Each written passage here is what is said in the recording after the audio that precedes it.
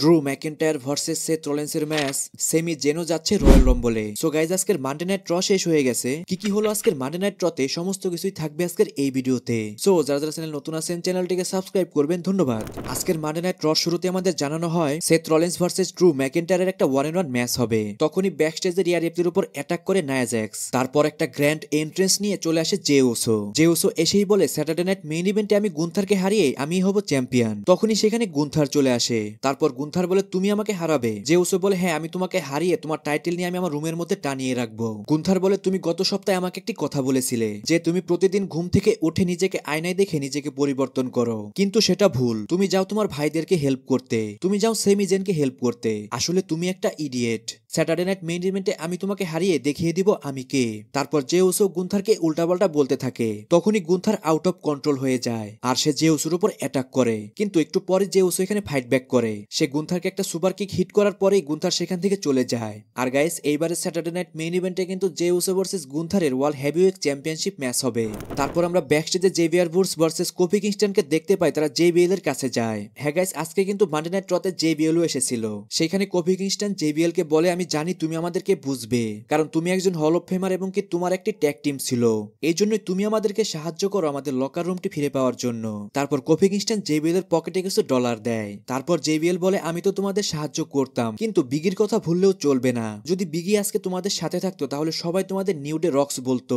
এই কথা শুনেই কোফি কিংস্টন বলে আমি বুঝতে পেরেছি তোমাকে দিয়ে আমাদের কোনো কাজ হবে না। তখনই সেখান থেকে কোফি কিংস্টন এবং জেভিয়ার বুটস চলে যায়। তারপর রেই মিস্টিরিও ভার্সেস কোফি কিংস্টনের একটা ম্যাচ শুরু হয়ে যায়। আর এই ম্যাচটার স্পেশাল গেস্ট কমেন্টেটর ছিল কিন্তু জেবিএল। যখনই নিউডের এন্ট্রেন্স হয় তারা এসেই কিন্তু জেবিএল এর কাছ থেকে সেই ডলারগুলো নিয়ে নেয়। ম্যাচটা একটা সাধারণ ম্যাচের মতোই শুরু হয়, কিন্তু ম্যাচের মধ্যে রেই মিস্টিরিওর পারফরমেন্স কিন্তু দেখার মতো ছিল। সে এই বয়সেও যে সব হাই ফ্লাইং মুভগুলো করছিল সেটা কিন্তু সত্যি প্রশংসা করার মতো। ম্যাচের এক পর্যায়ে জেভিয়ার বুটস এসে ইন্টারফেয়ার করে, তাও রেই মিস্টিরিও এখানে গিভ আপ করে না। লাস্টে রেই মিস্টিরিও রোল আপের মাধ্যমে এই ম্যাচটি উইন করে যায়। যখনই ম্যাচটি শেষ হয়ে যায় তখনই রেই মিস্টিরিওর উপর অ্যাটাক করে জেভিয়ার বুটস এবং কোফি কিংস্টন। তারপর সেখানে রেই মিস্টিরিওকে বাঁচানোর জন্য চলে আসে এলডব্লিউও। আর গাইস, বর্তমানে নিউ ডেকে যেভাবে ডাব্লিউডব্লিউ ব্যবহার করছে সেটি কিন্তু সত্যি প্রশংসা করার মতো। বর্তমানে অনেক ইন্টারেস্টিং স্টোরি চলছে নিউ ডের। হয়তো কিছুদিনের মধ্যে আমরা এখানে বিগিকেও দেখতে পারি। তারপর সেমি জেন রিং এ আসে। সে এসেই বলে আমি আজকে অফিসিয়াল করে দিতে চাই আমি 2025 সালে রয়্যাল রম্বলে ইন্টার করব। গত সপ্তাহে সেথ রলিন্স আমাকে বলেছিল আমি সবসময় অন্যের জন্য কাজ করি, আমি আমার নিজের জন্য কাজ করি না। কিন্তু আমি সবসময় আমার মনের কথা শুনি। আর আমি মনে করি প্রত্যেকটি রেসলারই এইভাবেই ভাবে। এই জন্যই আমি এবার রয়্যাল রম্বলে যাব আর রয়্যাল রম্বল উইন করে আমি রেসেলমিনিয়াতে ওয়ার্ল্ড চ্যাম্পিয়ন হব। আসলে আমার বয়স 40, আমার এটার কোনো প্রয়োজনই নেই, কিন্তু আমি চাই এটি উইন করতে। আমি ওয়ার্ল্ড চ্যাম্পিয়ন হয়ে আমি নিজেকে প্রমাণ করব। তখনই সেখানে কেভিন ওয়েন্স এর মিউজিক হিট হয়। কেভিন ওয়েন্স এসেই বলে তুমি আমাকে মাফ করে দাও যেভাবে তুমি রমান রেন্সকে দিয়েছিলে। তুমি আমার বেস্ট ফ্রেন্ড এবং কি তুমি একজন গুড পারসন। আমি বিশ্বাস করি তুমি রয়্যাল রম্বল উইন করতে পারবে। তুমি ডিজার্ভ করো রয়্যাল রম্বল উইন করা এবং কি তুমি ডিজার্ভ করো রাসেলমিনিয়াকে মেইন ইভেন্ট করা। আমরা দুইজনই ট্যাগ টিম চ্যাম্পিয়নশিপের জন্য রাসেলমিনিয়াতে ফাইট করেছি, কিন্তু আমরা দুইজনই কখনোই রাসেলমিনিয়াকে মেইন ইভেন্ট করতে পারিনি। আর গাইস, তারপরেই কিন্তু সেখান থেকে কেভিন ওয়েন্স চলে যায়। কিন্তু এখানে কেনই বা কেভিন ওয়েন্স আসলো?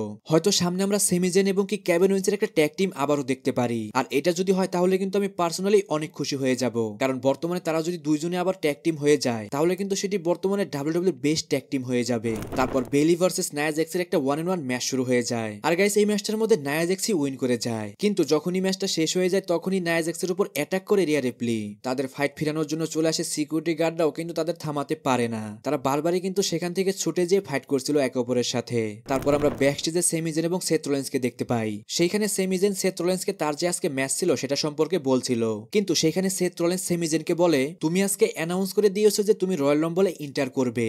আমিও রয়্যাল রম্বলে যাব আর আমি কিন্তু সেখানে কাউকেই ছেড়ে কথা বলবো না। সেমি জেনও বলে ঠিক আছে তুমি সেটা করতে পারো, কিন্তু তার আগে তুমি আজকে এই ম্যাচটির কথা ভাবো। তারপর পিট ডান ভার্সেস পেন্টার একটা ম্যাচ শুরু হয়ে যায়। আর গাইস, ছোট একটা ম্যাচ ছিল, এই ম্যাচটার মধ্যে পেন্টাই উইন করে যায়। এখন গাইস, পেন্টাকে নিয়ে ডাব্লিউডব্লিউ যেভাবে বাড়াবাড়ি করছে সেটা কিন্তু সত্যি অনেক বেশি বেশি হয়ে যাচ্ছে। তারা পেন্টাকে নিয়ে এসে তো মিড কার্ডে দিল, কিন্তু ডাব্লিউডব্লিউ এমন ভাবে ভাব ধরছে যে তারা পেন্টাকে একজন মেইন ইভেন্ট সুপারস্টার হিসেবে নিয়ে এসেছে। এখন গাইস, পেন্টাকে ডাব্লিউডব্লিউ তে দেখে আপনার কেমন লাগছে সেটা অবশ্যই কমেন্টে জানান। তারপর অডিয়েন্সদের মধ্যেই সিএম পাঙ্কের একটা ইন্টারভিউ নেওয়া হয়। সেখানে সিএম পাঙ্কের কাছে এই বছরের রয়্যাল রম্বল সম্পর্কে জানতে চাওয়া হয়। এর জবাবে সিএম পাঙ্ক বলে আমি ফার্স্ট মানডে নাইট র নেটফ্লিক্সে ড্রু ম্যাকিন্টায়ারকে হারিয়ে দিয়েছি। আমি একজন হিস্ট্রি মেকার। আমি রয়্যাল রম্বলে অনেক বড় বড় লেজেন্ডকেও এলিমিনেট করে দিয়েছি। এই জন্যই এই বছরের রয়্যাল রম্বলে আমি জন সিনাকেও এলিমিনেট করবো, আমি রোমান রেন্সকেও এলিমিনেট করব। এইখানে কেউই আমার ফ্রেন্ড হবে না, লাস্টে আমি হব 2025 সালের রয়্যাল রম্বল উইনার। সো গাইস, এই বছরের রয়্যাল রম্বলটা কিন্তু সত্যি আনপ্রেডিক্টেবল হয়ে যাচ্ছে। এইখানে যেমন অনেক বড় বড় সুপারস্টার ইন্টার করবে, তার সাথে সাথে কিন্তু এইখানে অনেক বড় বড় রিটার্নও হতে পারে। এখন আপনি কি মনে করেন এই বছরের রয়্যাল রম্বলে কে উইন করবে, সেটি অবশ্যই কমেন্টে জানান। তারপর ড্যামেজ কন্ট্রোল ভার্সেস সেনা বেজলার জয় স্টারের একটা ট্যাগ টিম ম্যাচ শুরু হয়ে যায়। আর গাইস, এই ম্যাচটার মধ্যে কিন্তু ড্যামেজ কন্ট্রোলই উইন করে যায়। তারপর আজকের মেইন ইভেন্টে সেথ রোলিন্স ভার্সেস ড্রু ম্যাকিন্টায়ারের ম্যাচ শুরু হয়ে যায়। ডাব্লিউডাব্লিউই কিন্তু ফার্স্টে আজকে বলে দিয়েছিল এটি রেসলমেনিয়ার রিম্যাচ হবে। এই জন্য গাইস বোঝা যাচ্ছিল যে এই ম্যাচটা কেমন হবে, আর হয়ও কিন্তু ঠিক সেই রকমই। একদম টপ লেভেলের একটা ম্যাচ ছিল। দুইজনের কাছ থেকে অনেক ভালো একটা রেসলিং দেখতে পাই আমরা। ম্যাচের একটি সময়ে ড্রু ম্যাকিন্টায়ার সেথ রোলিন্সের উপর একের পর এক পাঞ্চ হিট করতে থাকে। এটা দেখে যখনই রেফারি ড্রু ম্যাকিন্টায়ারকে থামাতে যায়, তখনই ড্রু ম্যাকিন্টায়ার রেফারিকেই মারতে যায় এবং কি সেখান থেকে তাকে তাড়িয়ে দেয়। তারপর সে ইনলিগাল ভাবে সেথ রোলিন্সকে অ্যাটাক করতে থাকে। তখনই সেখানে সেথ রোলিন্সকে বাঁচাতে চলে আসে সেমি জেন।